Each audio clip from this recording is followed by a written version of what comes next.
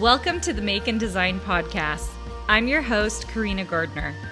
On this podcast, we're unraveling the everyday joys and dilemmas of design, making, and business. For makers who want to be designers and for designers who are makers, this is your inside scoop to help you grow your business and bring more creativity to your life.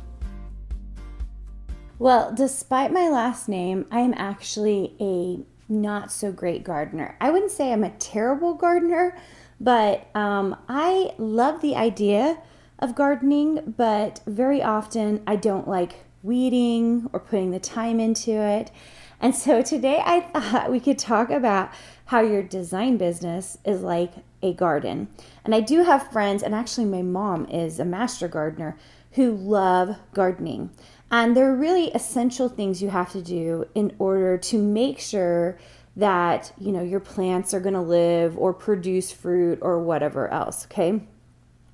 So let's just start off with a story. So at the time of recording this, we're at the end of summer, and last year I bought a peach tree. So I bought this peach tree towards the end of summer, like I'm sure in July. I was like, wait, we should have peaches. Where can we put it?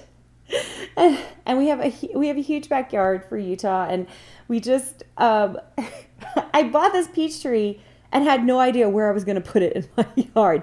And you guys, I recognize that it only takes 2 or 3 years that a peach tree will get big and get crazy and stuff. But I'm just like, I bought this little peach tree and it's going to be fine. Like, I'm going to find a place for it. Well, the place I decided to put it, we have an old tree that doesn't produce leaves. It's pretty dead.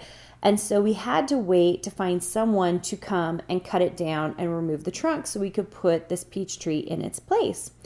Well, we couldn't get anyone out, and, you know, summer turns into fall, fall turns into winter, and I had completely forgotten about this peach tree.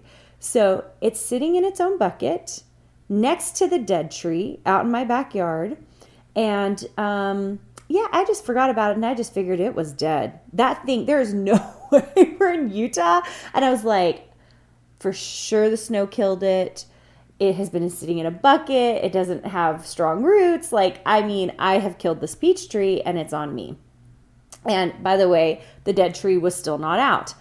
So spring comes around, and I look over. It's pretty far away in my yard. So I kind of look over from my door, and I look at it, and I kind of squint, and I'm like, wait, there are leaves on that peach tree. That has got to be, something's wrong. So I walk out to it barefoot, because I'm a barefoot kind of girl when it comes to my backyard. I walk out to it and I look at it, and it is fully bloomed. Like, it is totally alive. No thanks to me, by the way. And I just thought, oh my gosh, I got lucky. I have a second chance here to make this peach tree live. So I immediately get on it. My husband finds someone to come cut down the tree, get out the trunk, and then I assigned my husband. I probably should have done it myself, but I assigned Josh to go and put in this tree. Okay, so he puts it in it's probably like May, so it's got a little time. And I look out there in June, and I'm like, it has buds. It's totally gonna make peaches. And at the time of recording this, we went out there. It has very small peaches, but they are totally ripening. There are like 5 to 10 of them on this little tiny tree. And I was thinking about this because I was thinking how lucky I got that somehow it must be a really hardy breed, that I got a second opportunity to keep it alive. I have no idea if it was still sitting in its bucket, if it would have made it through another Utah winter. Maybe it would, maybe it wouldn't have. But I was just thinking about how if I behaved in my design business the way I did with this tree, my design business would have been dead already. First of all, I got lucky with the tree. And lucky is a really hard way to run a business, right? if we're taking care of our garden or our plants, we're making sure to actually put it in the ground so the roots have someplace to go. We're actually watering it every day. It's getting sunshine. And then with this peach tree, I know eventually we're going to have to start pruning it because I've heard that they get really crazy. Those of you who are great gardeners are probably like shouting at me, yes, Carina, you've got to prune it and you've got to take care of it. Once again, did I just also say I don't live up to my namesake? I married into this name, you guys, this whole gardener name. Anyway, if I treated my design business the way I've treated this peach tree, I would not have a design business. We really, as design business owners, we have to really nourish our business every single day. So we have to water it. We have to prune it. We have to pay attention to it. When it's time to harvest, we're going to harvest, right? We're going to make the money from it. But your design business, so here's another example. Okay, because you guys are getting all of the awesome gardener examples of how I really struggle to remember certain plants. This summer, Charlie is my youngest. His assignment was to water my pots in the back porch. Okay, that was his, like, one of his chores.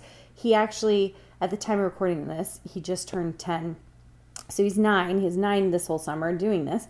And he completely forgot in the middle of July to water it for like a week. And this parent forgot to remind him to water it. So I go out there, kind of, it was like the second week of July, and I just look at what's going on, and everything had died. Like, it was totally dead. There was no flowers left. Everything was dead. And I was like, that's not so good.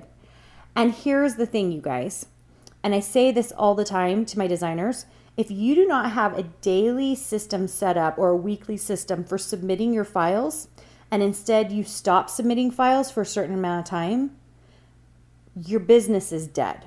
Okay? Like, you have to be submitting files all the time in order to have a design business. Now, the only exception to that is when you're in that residual income phase, which usually takes a very long time to get to. You guys know I talk about in Design Bootcamp. I'm in that residual income phase. But it's so crazy because I say that, and yet we are working really hard on a new shop. Okay, where all our other shops are fine, we're working really hard on a new shop. And so that's where we're spending all of our time and energy in my design business so that we can grow revenue in that shop. So I really think if you are not watering every day, aka designing every day, and then spending time uploading those designs every day, then eventually your design business dies, right? There's just like, it's nothing. Now, you might be able to revive it, right? Like, after a few months, you might be like, I'm coming back to it. I'm going to revive it. But think how much effort it takes to get that thing back on track. I was thinking about this actually, not about design businesses, but about businesses. I know businesses that will like shut down for a few months, or they'll take a break from social media for like a month, or things like that. And you kind of watch that business kind of slowly and surely tank. And it is very, very fascinating to me that like we don't treat our businesses the way we would our garden. Or, and I'm saying this for those of you who are good gardeners and you pay attention to your garden, that we have to really nurture it every day in order to help it to grow.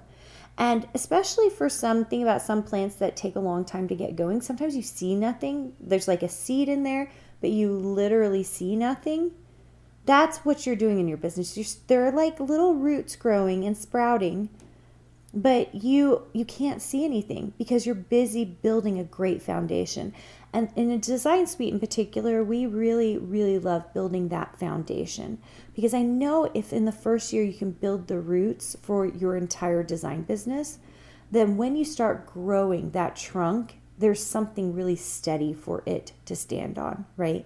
And everyone loves the flower, everybody loves the leaves because that looks so pretty. But at the end of the day, good design businesses have great foundations and roots. And that's the stuff nobody else sees. No one sees you submitting every week, uploading every week, deciding which which shops you're going to be in, what contracts you're going to get, spending all this time strategizing, building great digital previews. Like, these are the things nobody's paying attention or seeing. All they're seeing is the beautiful flowers. And I'm here to tell you, those of you with a lot of beautiful flowers but no foundation, at some point it cracks. So what you need to build is a really strong root structure so that you can move forward. Hopefully you enjoyed this. Hopefully you now know my skills as a gardener, and that I have just made the decision that my garden right now is my design business, because I know that that is a great place for me, and that eventually I will become a great gardener. It's just probably not anytime soon.